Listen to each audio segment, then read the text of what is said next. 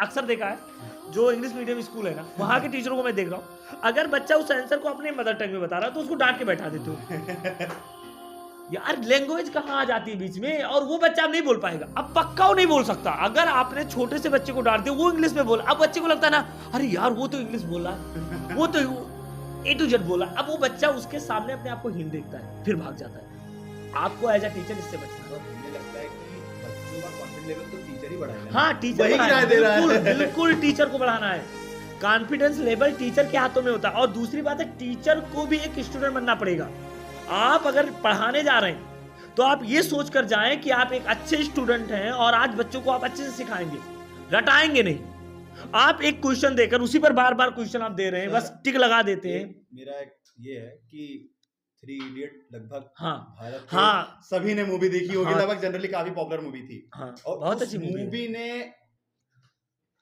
जो लेसन दिया था, अगर उसका 5% भी स्कूल्स या कोचिंग या पेरेंट्स को फॉलो करते, मैं सबने सीख हाँ, लिया, मूवी हाँ, मजे के लिए देख हाँ। लिया, उसका 5 मिनट फॉलो होता उस मूवी में आपने दो कैरेक्टर देखा है, बदल जाता। दो कैरेक्टर आपने देखा था। एक मूवी में था चतुर, चतुर, हाँ, ये एक रेंचो था। रैंचो एंड ये जो चतुर और रेंचो ने इस कैरेक्टर में तुम देखो। सर बताइए, चतुर मॉडल क्या है और रैंचो मॉडल हाँ, क्या है? ये समझ, ये आजकल स्कूलों में चतुर मॉडल यूज हो रहा है। कैसे? अगर बच्चे से डिफिनीशन पूछा गया, मान लो एक छोटा सा बच्चा है, क्लास 8 से चल रहा है, उससे पूछा गया कि आप बता दो फोर्स क्या है, छोटा सा, यानी व्हाट इज, बल क्या है। बल अब एक छोटा सा बच्चा कह रहा है, सर बल ऐसा है ना कि हम किसी चीज को खींचते हैं, किसी चीज को धक्का देते हैं, बल क्या करता है, इस चीज को ऐसे ऐसे कर देता है, बल तो चला देता है सर, बल तो रोक देता है। अब वो बच्चा ऐसे बता रहा है, वो अपने शब्दों में जो सीखा है ना, देखा है, वो बता रहा है। एक दूसरा बच्चा आके कह रहा है, सर बल वह बाय कारक है जो वस्तु की अवस्था को परिवर्तन करता है, करने का प्रयास करता। अब वो जो 2-3 लाइन बोल दिया ना, अब वो जो टीचर है ना, वो उसको शाबाशी देगा। अरे जो बच्चा बता रहा था अभी कि बल क्या करता, वो तो बड़ी बात वो बोल रहा था ना, एप्लीकेशन उसने बताया, उसने तो न्यूटन के तीनों नियम उसे बता दिए।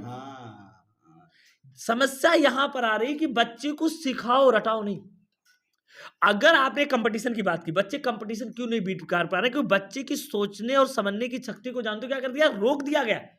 उनको बंद अंत वाले क्वेश्चन, यानी क्लोज क्वेश्चन, ओपन इंडेड नहीं पूछा जा रहा है। ओपन इंडेड मतलब ऐसा क्वेश्चन जिसमें उसका चिंतन हो। आप क्लोज इंडेड क्वेश्चन उससे पूछ रहे हो और आप कहते हो मैंने जो लिखवाया है यही सही है, तुम्हें ऐसे ही याद करना है। अब वो बच्चा ना तो उसके रियल लाइफ से जोड़ रहे हो आप। तो पहली बात, मेरा जो मेन आपके क्वेश्चन का आंसर है वो ये है कि गार्जियन को भी ये समझना चाहिए, और आप अगर एज अ बच्चे को स्कूल में भेज रहे हैं तो आप उसके रिस्पांस को देखिए और घर पे भी देखिए। और गार्जियन माँ बाप को बच्चों के सामने बहुत अच्छा रहना चाहिए। अच्छा सर, आप ये क्या मानते हो कि जैसे बच्चे ने अगर होमवर्क कर लिया, हाँ, और कॉपी को कंप्लीट कर लिया, तो क्या मतलब वो कितना लाइफ में आगे बढ़ेगा? देखो, होमवर्क करना और कॉपी को कंप्लीट करना, ये जो दो बात है ना, ये प्राइमरी लेवल पर शोभा नहीं देती है। प्राइमरी लेवल पर होमवर्क अलाउ ही नहीं होना चाहिए, उसको स्कूल में ही सिखाओ। वहीं पे जो सिखाना है सिखाओ, वहीं पे सब जितना करवा दो तुम्हें उसे। सिखाना है भाई उसे स्कूल में सिखाओ, उसको घर का काम ना दो। वो बच्चा विकास डेवलपमेंट ही नहीं हो पा रहा है उसका, पता है आपको। तो लोग कहते हैं कि अगर घर का काम नहीं देंगे तो बच्चा बिगड़ेगा, कुछ और करेगा, फालतू का घूमेगा। वो ऐसा नहीं है, जैसे घर का काम देने का आप बात नहीं समझे। एक छोटा सा बच्चा है, उसको आप अपने स्कूल में पढ़ा रहे हैं, आपको हो सके जितना उसको खेल खेल में पढ़ा दो, घर पे उसको फ्री रहने दो। मतलब लर्निंग को फन, हाँ, फन बना। छोटे क्लास के लिए लर्निंग एक गेम होना चाहिए, बिल्कुल गेम होना चाहिए। क्योंकि बच्चे को अगर आपने बोझ दे दिया और आपने छड़ी का इस्तेमाल कर दिया, फिर बच्चा डर जाएगा, और जहां वो एजुकेशन से डरा फिर वो डेवलपमेंट नहीं होगा।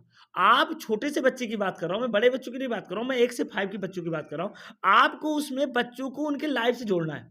अगर आप मान लो फ्रैक्शन बता रहे हो, फ्रैक्शन एक छोटा सा मैथ का टॉपिक आप बता रहे हो, तो फ्रैक्शन में आपने एक बिस्कुट लिया या आपने कोई सेब ले लिया, बच्चे से बताओ, आपने चाकू आपके हाथ में है, तो पहले बच्चे को दिखाओ कि भैया ये जो सेब है ना, ये पूरा है ना, एक है ना, बोलेगा हाँ भाई एक है। बच्चा तुरंत बोलेगा सर एक है। तो कहो बेटा जो एक होता है वो होल नंबर होता है, वो होल है। अब आपने जब उसको काटा, आपने उसको सीधा ऐसे काट दिया, अब बोला क्या हो गया, 2। तो बच्चा कहेगा सर 2 टुकड़े हो गए इसके, तो इसका मतलब क्या हुआ, बोलो 1 से 2 हुआ है ना, तो 1/2। आपको ऐसे सिखाना है बच्चे को।